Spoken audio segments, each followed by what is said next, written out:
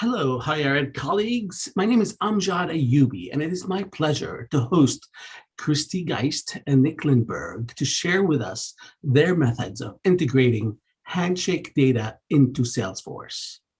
Integrating data from Handshake into Salesforce is the number one ask of career services offices that use Salesforce as their CRM.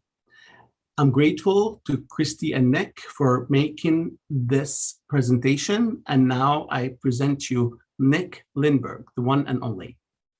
Well, greetings, everyone. We're excited to be here today. As Amjad mentioned, we're here today to talk about how a few of us in the Salesforce ecosystem have taken Handshake data and integrated it with Salesforce. We have a couple different options, so you can choose your adventure today on some no-code options to some code options, as our title says here. Without further ado, let's hand it over to Kristi, where she can introduce herself and tell her all of her amazingness that she is. Thank you, Nick. Thank you, Amjad. Happy to be here. Thanks for tuning in. We thought it'd be helpful just to give you a little bit of overview of kind of our backgrounds, if that's helpful as you're planning your own Handshake Salesforce integration journey. So I am Kristi Geist. I'm a senior analyst at the Center for Career Development at Princeton University. I've been working in higher ed for 5 years. I'm actually coming up on my 6-year anniversary here soon. And I've been the Salesforce administrator for us for 2 years. I don't have a technical background at all. Prior to this, I was a high school math teacher for 7 years. And before that, I worked in corporate America and human resources for a couple of years. And it's maybe helpful to know that at Princeton, we also have 2 additional instances of Salesforce. One is with the corporate and foundation relations group, and others with advancement. So this is just really how we use it at the Center for Career Development. On the right side of the screen, give you a little context of what we're using in Salesforce. We use Sales Cloud, and we have 12 active users, and that's just for our one department as the Center for Career Development. Over on the bottom left side of the screen, to look at the systems that we use Handshake data. There's an alumni profile website that we have connected to Salesforce, and spreadsheets galore.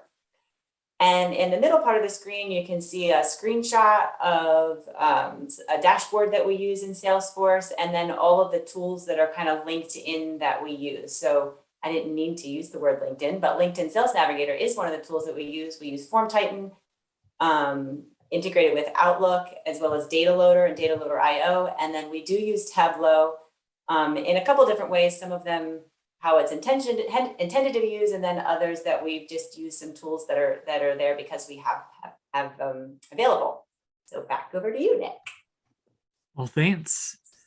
So I'm Nick Lindberg. Let me just quickly introduce myself here. I work at the University of Minnesota, specifically the Carlson School of Management over there. I've been in the Salesforce ecosystem now for 13 years, which feels crazy, and 3 years specifically at the University of Minnesota in the higher ed space. I really firmly believe you can dream it, you can build it in Salesforce. I've seen so many cool use cases of Salesforce, and so really kind of the limiting factor of a lot of the stuff is our own imagination of what we can do. How we're using Salesforce at the Carlson School of Management is just a lot of different groups are using it. So we have our career services group, we have different centers or institutes, kind of think of them as kind of the research places. We're a research university, so they're kind of the researches in centers and or our kind of networking centers that we have connecting with the different corporations in the Twin Cities area. We're using it specifically for corporations. That's kind of our driving force. We're trying to solve using Salesforce for a one-pager to show us when we're meeting with the different companies, as well as a handful of other use cases would be for executive ed and specialty programs. There's a plethora of systems that we're grabbing data from and integrating with, Handshake being one of those. We have a plethora of different tools that we're using. Some of the ones that call out here, Apsona is one I'm using probably daily. And then Serious Insights, another one that we're doing daily. Apsona we're doing for kind of deduping and data manipulation. And then for Serious Insight, it's a login of emails. We're on the EDA, so we're living the dream over on the education data architecture. And we're also avid Sales Cloud and Marketing Cloud users. The University of Minnesota itself has multiple instances of Salesforce. There's kind of two main orgs. There's what they call enterprise org and then our org. And so we were lucky enough to, a few years ago, have asked nicely enough, and we're lucky enough to have University of Minnesota say, hey, you can go off on your own and kind of incubate and dream up some cool ideas. So that's how we got in our own Salesforce system. But enough about myself. Let's switch it over to talk more about what we're trying to do today. And so first we want to talk about why integrations. Why do we integrate? What is that happening? And then we're going to talk through two different examples. So Kristi's example of kind of that no code example on how she's taking Handshake data and sending it over to Salesforce. And then what I like to call the Cody slash somewhat complex route that we're doing here at the University of Minnesota. So that's a bit of the plan of today. But let's start with that why.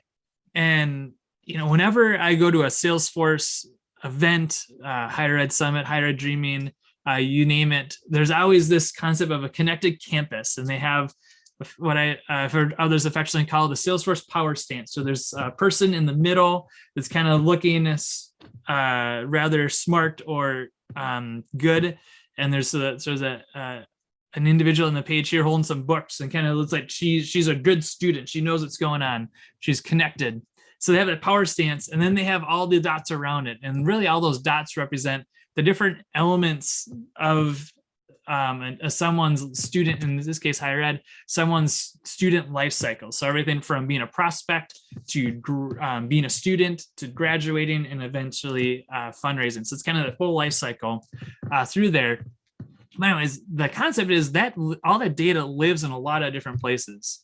So the reality is that you may have recruiting system, but you may have recruiting systems. Like your undergrad may have one system, your graduate programs may have another system, your doctorate levels may have another system, and then you have student experience. So there's systems over there. You may have Handshake, for doing your career services, but you may have another system that's using for your one-stop, or you may have another system for your advising. So there's systems that are living in all these different items. And then we haven't even talked about advancement yet, where you may end up having advancement living as its own entity. Therefore, they have their own systems. So the reality of this connected campus, it becomes really difficult because you have all these systems that live in all these different, to solve different purposes, that live in all these different silos. But really our goal is to try to take those items and connect them all together. And that's where Salesforce, why that connected campus, or why people drink the Kool-Aid of Salesforce for the connected campus, is Salesforce can take all that data together. All right, enough about the connected campus and the power stances. Let's talk a little bit more about kind of the handshake to Salesforce. I love to call it the choose your own adventure, because with anything with integrations, there's a lot of ways to integrate, and there's not necessarily a bad way or a wrong way to integrate data. It's really about what needs you have and what are the needs that you need to have here. And so what do I mean by choose your own adventure? What does that exactly mean? Well, you may have different needs. You may want to be looking at the student side of it. You may be looking at the business development side of things. You maybe want to be understanding both of those. Based on what you select for those, that may or may not mean we go different routes based on what data you're pulling, how you're getting the data to flow into, whether it be Salesforce or whatever system you want to connect with Handshake.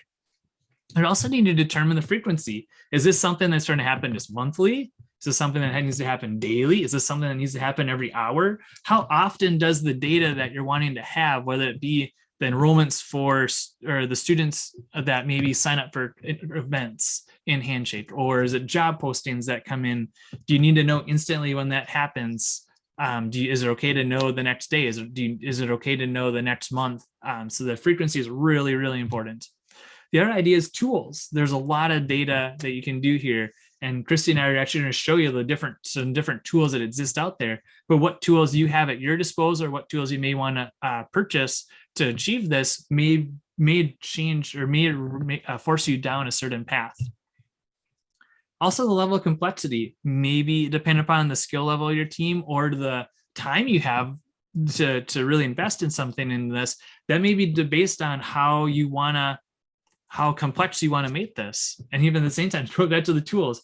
Tools may or may not dictate how complex of a solution you can have as well. So level of complexity is really important. Where we're going to have Kristi share more about how she's chosen her adventure at Princeton University to talk about how she's handled those use cases.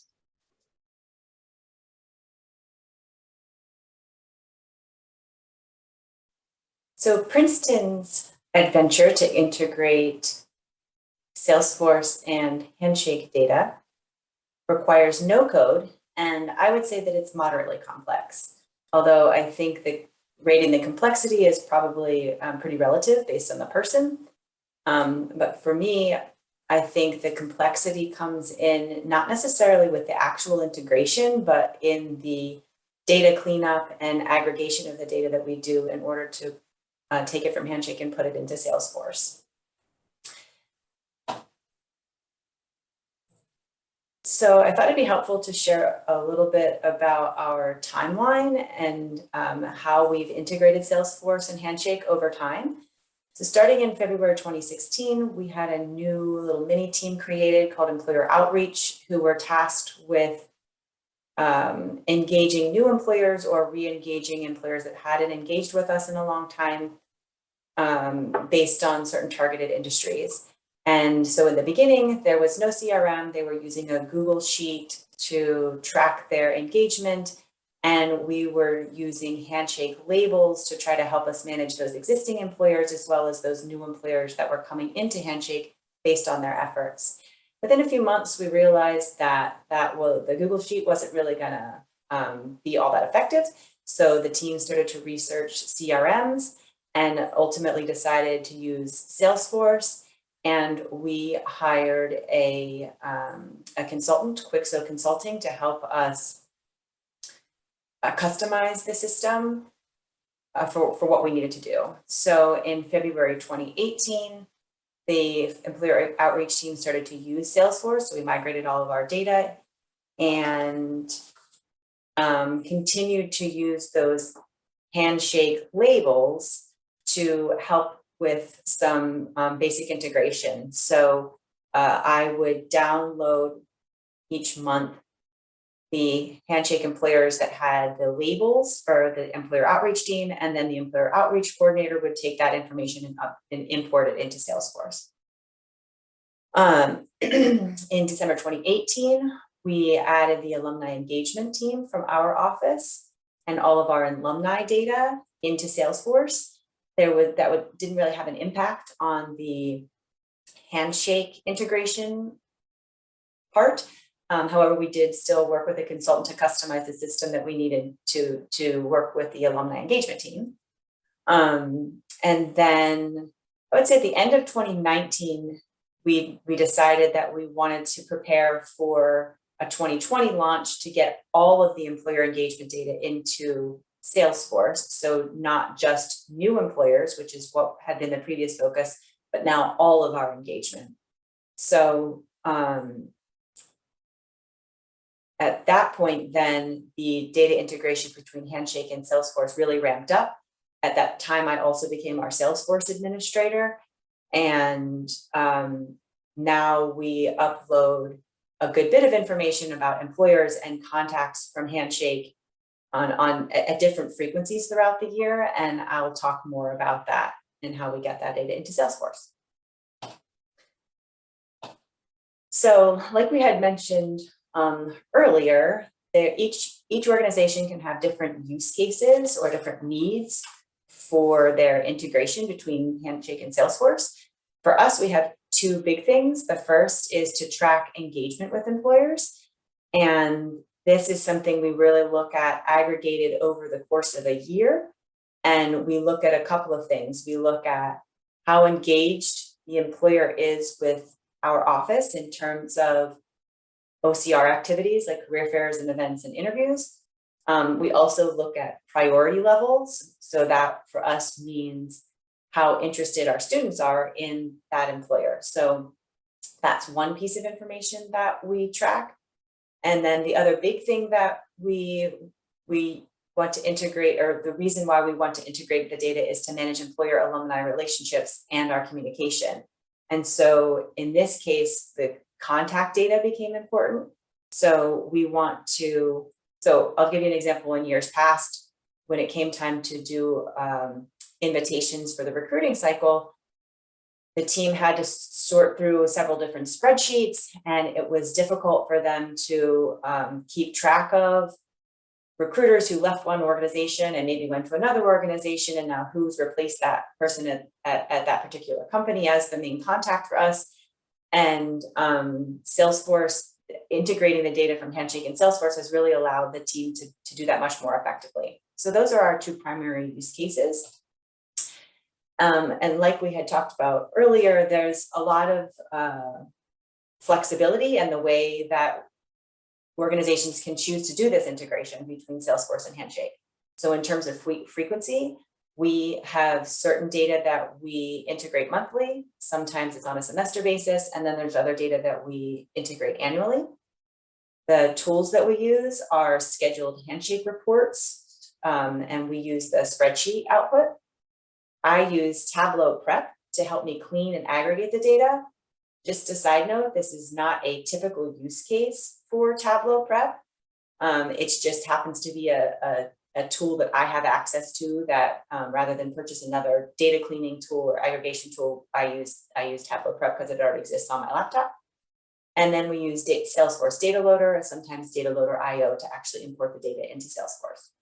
In terms of level of complexity, like I said earlier, I would say that this is moderate, but I think when you look at some of the things that Nick's doing, he may look at what we're doing and think that it's kind of basic. I think that's kind of relative based on your own comfort and experience working with data and the two tools. But the bottom line is that clean data for employers and contacts is the foundation to everything that we do.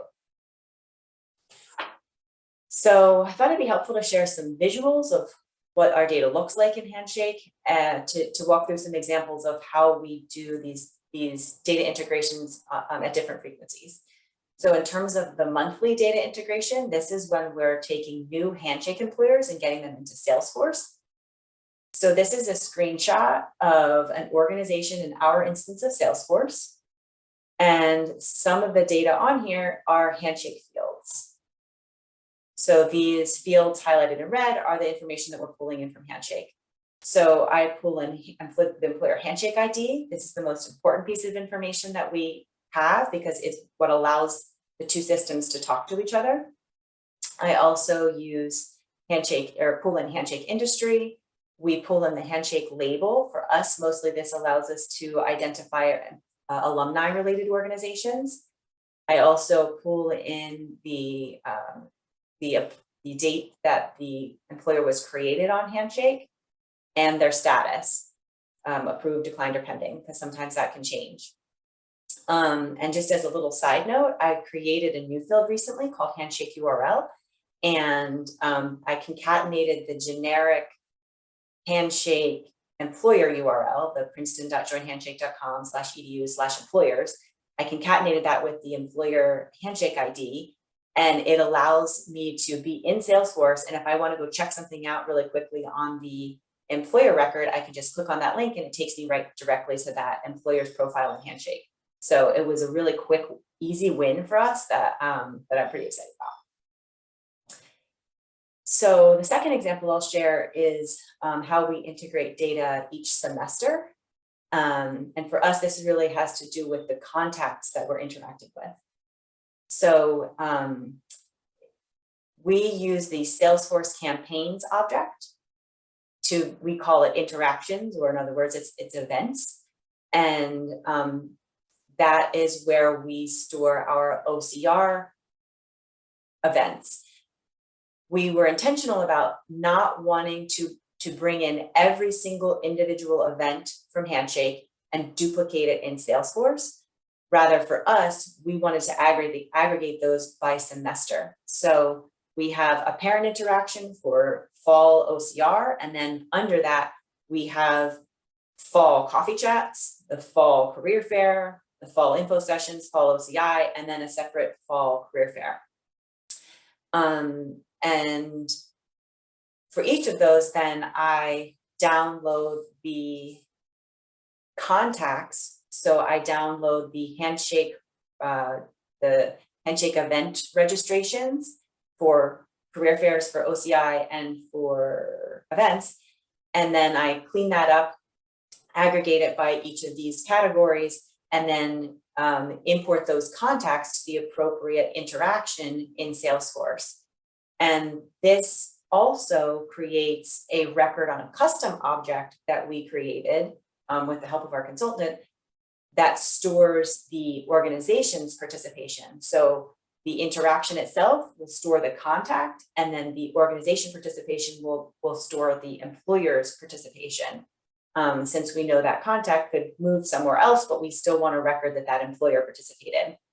So this allows us to, next recruiting cycle, when the team is ready to send out an invitation, they can easily see who actually participated in each of these types of events, so that they can send a more targeted message and say, hey, we know you participated in our coffee chat last year, and we're wondering if you want to do so again this year.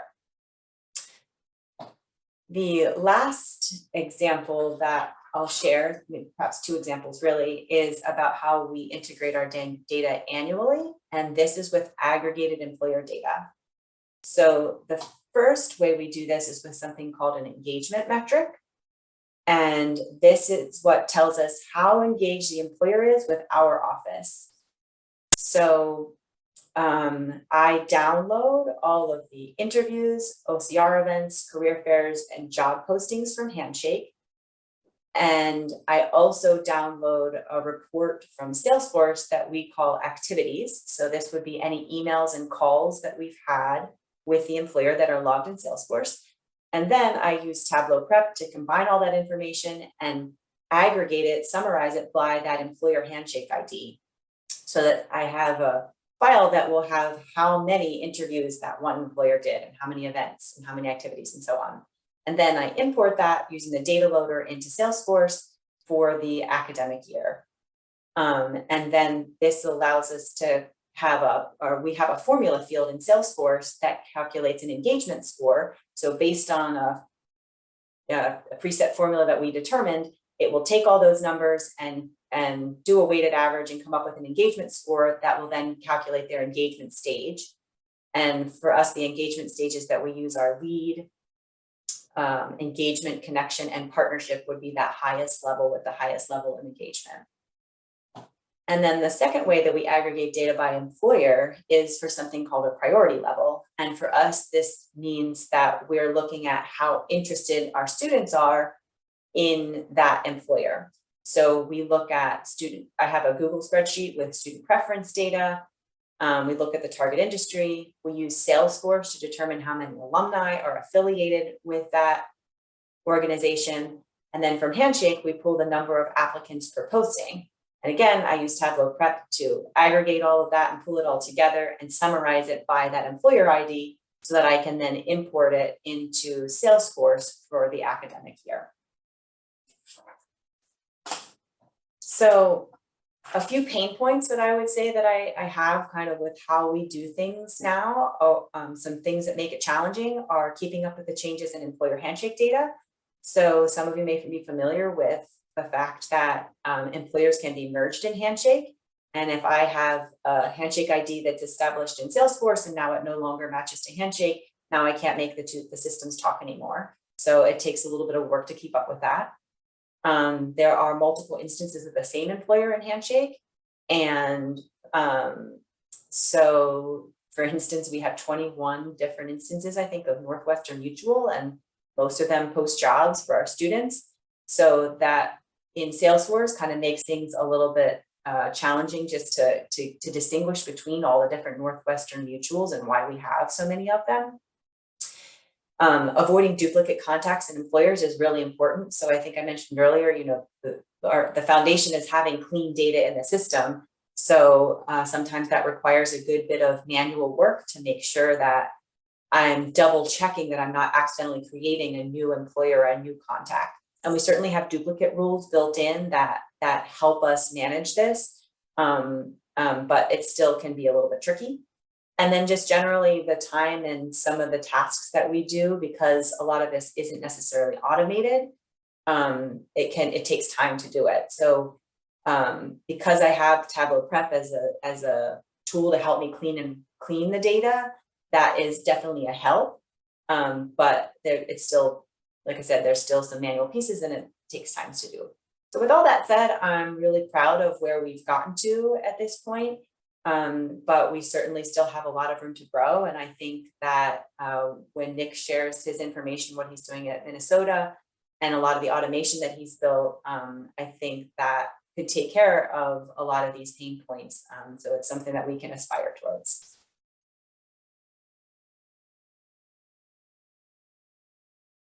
Greetings. Today I'm going to walk through how the Carlson School of Management at the University of Minnesota is utilizing a handful of tools to integrate Handshake to Salesforce.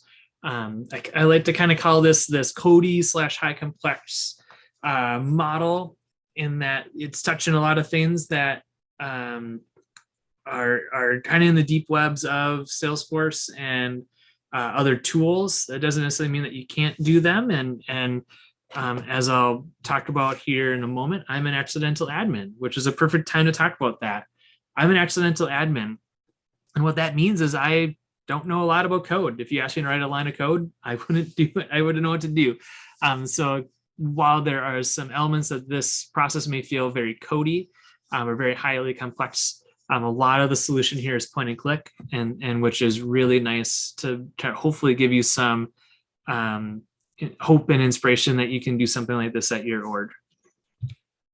A bit about our integration. We have 2 steps that really make our integration happen. We're first adding all the companies that we want to focus on, and B, we're wanting to then add all the related records.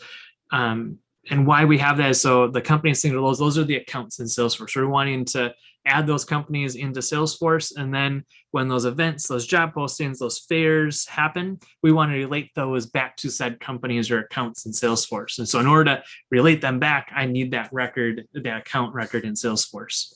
A lot of the company work is really focused on matching to see if that Handshake record already exists in Salesforce. If it doesn't, trying to match to see if that company already exists in Salesforce. We'll talk a bit more about that on the next slide here. The other side of it is really looking at the related records. So does that event exist in Salesforce? Does it not? We have some matching in there, but really trying to just push that data over. There's a new posting that happened today. Let's push it over. Great. So those are kind of our 2 stages of integration. Just to show you the high level flow chart of like, how does this all work in our org? All of our work starts with a Handshake report. And that Handshake report is built to filter and has columns just for the companies. And that gets sent over to Amazon Web Service at S3 storage, which is it's a storage component of the Amazon Web Services.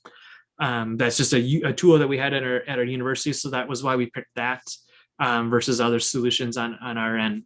And so that file gets sent over there, and then we use our other tool that's used university-wide here, Boomi, to then do the true integration. What that's doing is that's getting that file that was on the web service and then actually doing an upsert into Salesforce. We have an object in Salesforce that I'll show in a moment called external systems. And that's used partially as a staging table and partially just to track the IDs and actually serve as a mini master data model in our Salesforce org.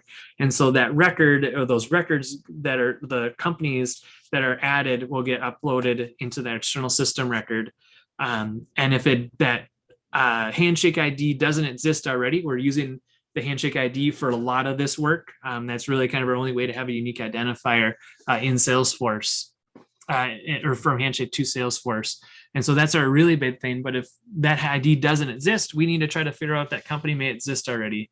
We may be working with that company for other departments at our university. And so we want to make sure we're not creating duplicate records from there. And so we have this is where our code snippet, if you will, we have a matching record process in Boomi to try to match on different things like name or DUNS or website. Or even at a deeper level, we're doing things like clean name or clean domain to trim off things like LLC or incorporated or corporation that may or may not exist across different systems, or a user may or may not enter when they're entering that record in Salesforce on their own. Or clean name, where sometimes websites will have .com/careers or careers.company. And so we're wanting to strip off things like careers and just have that true domain, so then we can try to match to that record. Once we do that matching, we have 2 paths that it goes. First, if it found that match, it's just going to update that external system record. Maybe maybe that record got updated because the address changed or the industry changed or a phone number changed. We're going to update that on that external system record. If that record wasn't found, we're going to go create that account and then in turn create that external system record from there. So I keep talking about this external system record, and you may be going, what the heck is that? What it is, and this is just a snapshot of our Salesforce org, is it's a true object in Salesforce. So a lot of people may utilize fields, their external ID fields on, say, the account object. We've gone the route of actually creating a whole new object instead of using just those fields. And why we're doing that is twofold. A, I can track multiple IDs in those source systems. For you may have different use cases where that ID may be listed multiple times in that org, or excuse me, a company may be listed multiple times. Maybe it's just a true duplicate. Maybe it's because it's slightly different, but on the Salesforce ID, maybe you don't need to look at it in that different lens. And so we have this external system object to group all the IDs across all systems into one object. And so going back to the system ID is really the magic behind all of this. If we have a system ID, we're utilizing that because that's the only way to uniquely identify any of these records across any of these systems. So we have system ID, what system it was, and we also have a bunch of different records here. So for instance, here's our Carlson School of Management record in our Salesforce org, where we're relating it to that account. We're tracking the company name, what industry they're part of, what website they have, maybe the phone number. All that data shows up at the top of the page. And so therefore, if there's sometimes where what happens in Handshake, where you may have company website is .com/careers in Handshake, that would show up on the external system record versus on the account record, where the domain name would show up. And why that's important is we may have a career service individual that wants to know that careers website versus someone that's just using Salesforce for business development. They want to know the true website. So this just allows us to differentiate what kind of data gets populated on the account versus the external system record, and then what data is usable for the individuals. The other part of this is that this can serve as a staging table. So notice at the bottom here, we have things like match count, match rule, match store, match list, match date. These are all fields that we're populating in our Boomi process to then go, when it ran to try to find things on name and domain and email, or not email address, but and Dunn's number, whatever, a clean name, whatever it may be, it'll tell us how many records did it find that are a potential match. We may have duplicates in our system, and actually having a new record come in sometimes is a dead giveaway that we have a duplicate in our system. So this is another great way that we can utilize this system, not just for long-term use, but just on the import side as well. Okay, we've talked about external systems. Let's talk about how we get this data over to that set external system and make all this stuff happen. So we have 7 reports in our Handshake org that make the magic happen. We're grabbing all the events, all the fairs, all the interviews, and all the job postings that are of interest to us. Of interest to us may change by each of these report types. For instance, events, we're looking at particularly at the Career Center, same with interviews. For jobs, we're looking at particularly job role groups, because careers in our Handshake org, career centers aren't linked to a job posting. If someone's posting the job with the University of Minnesota, and the Carlson School of Management is focused solely on things like the accounting or the finance or management postings. And so we have a list of job roles that we're focusing on for that.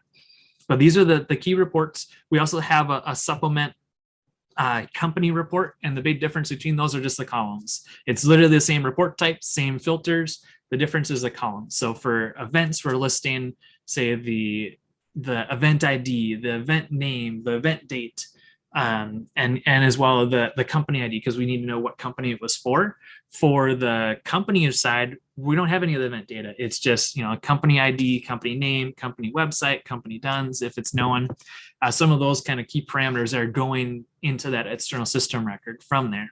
So these 7 reports, we have them scheduled to run on a daily basis. And what we're doing with these also, we're grabbing back to the last 14 days for whatever it may be. So the last 14 days of last any event that was updated in the last 14 days, any posting that's been in the last 14 days. And why we have that as a more than just yesterday is we have situations where our integration doesn't work in one night. And so we don't want to lose that data. So we want to, every night we're just uploading the last 2 weeks of data, and therefore we have a fail safe and give ourselves a 2-week window to try to fix whatever may be happening in the integration. It doesn't happen that often, but sometimes we get issues with, say maybe some odd character in a description field, or a phone number gets added with maybe that's too long to add into Salesforce. So we run into some situations like that usually, and that's where having this window allows us to go back and rerun without having to adjust anything on our filter side.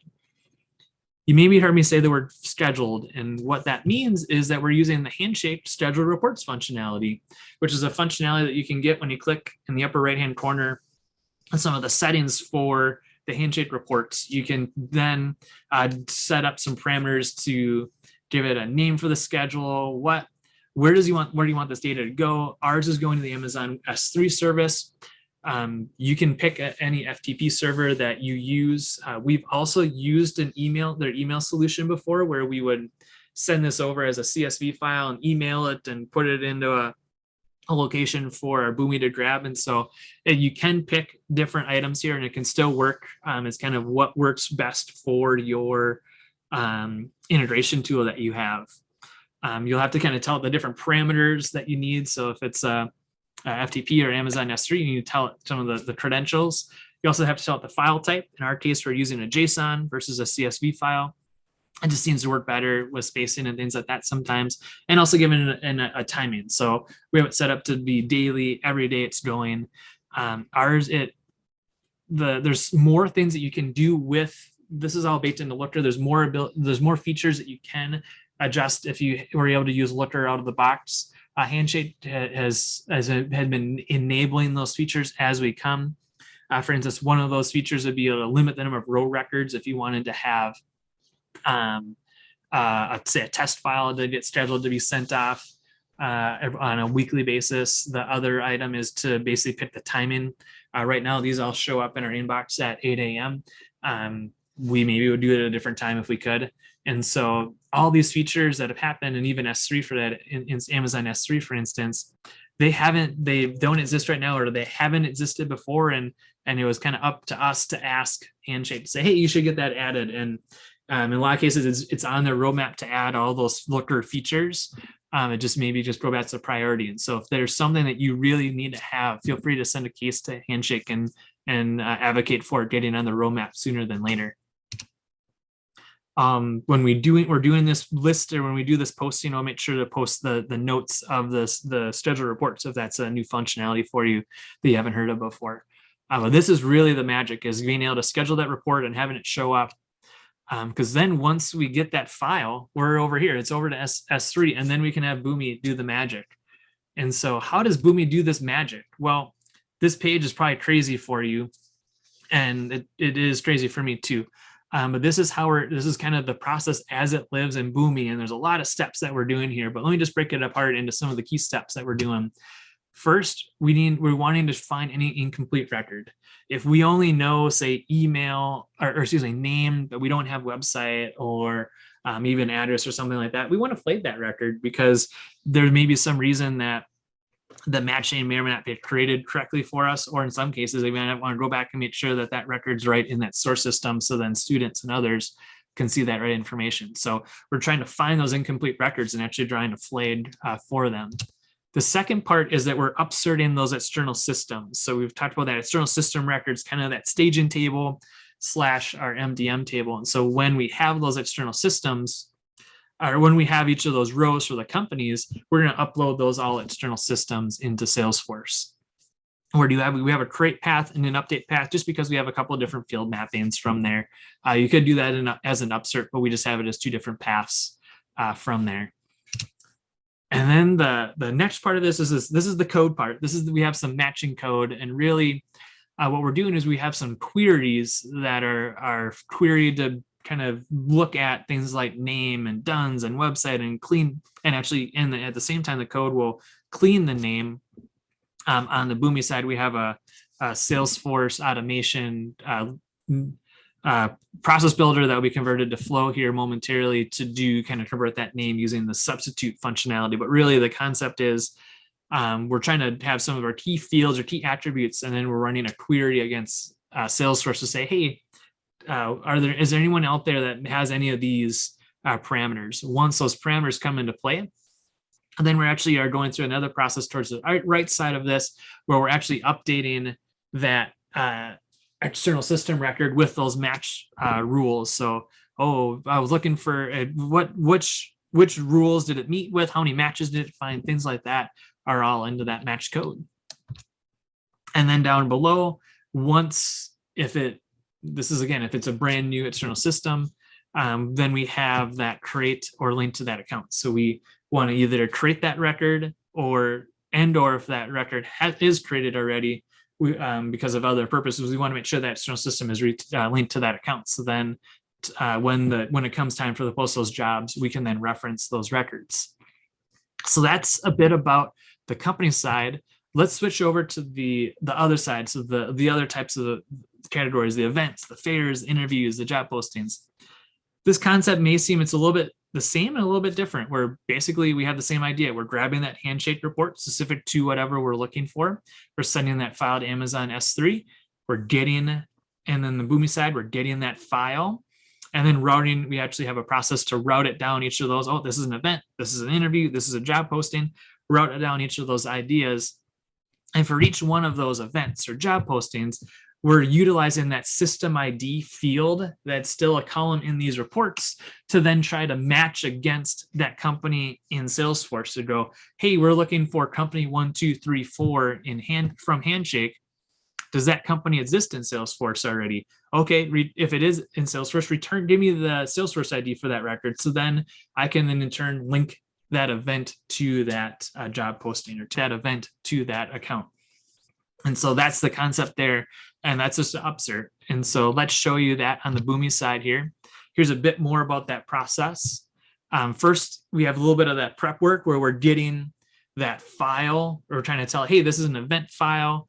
We're splitting that file into unique rows. So then we can do things where maybe we're looking at, is that company no? Sometimes we have events that are our own specific events. So that company is labeled as no. And so we want to label it as such. So that's kind of we want to label it as our event versus someone else. So that's the prep work. And then from there, we're actually having that check for companies. So we're looking, this process is taking that company ID as it was listed in that event, looking at that external system table and saying, oh, where in the external system table is, which account is that related to, and return that into the process.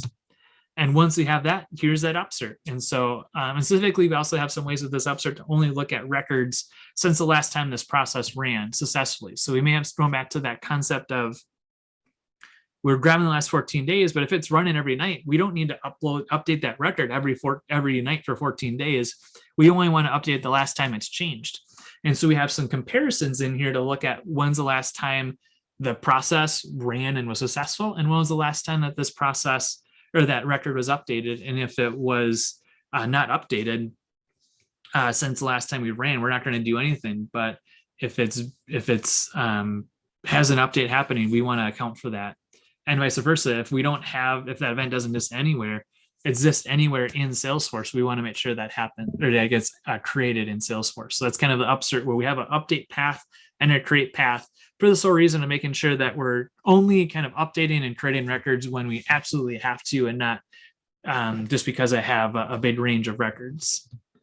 This process is the same for all the other processes. So for events, interviews, job fairs, job postings, it's all that same kind of process. The big difference is what fields we're mapping and what values show up in the reports. When this all gets collected, and why this is really important for our individuals on the Salesforce side, is now they can have a view like this, where they can look at all the accounts that they're the lead for, which is a functionality that we have where can have each department has a owner field, if you will. And we can look at all the ones that they're focusing on, and then all the recent activities, so all those calls, all those emails. And at the same time, on that exact same page, they can be looking at all of the recruiting events for the companies that they work with and all the job postings for the companies that they work with. So then they can go to this page and look at, hey, I was working with someone earlier this week. Did they post that job yet? Have they posted that event yet? And we can see it right in Salesforce versus having to have to log into Handshake to see that. And that's really been a game changer for the business development staff at the Carlson School of Management. And that's how we've been integrating Salesforce and Handshake together. Thanks for listening.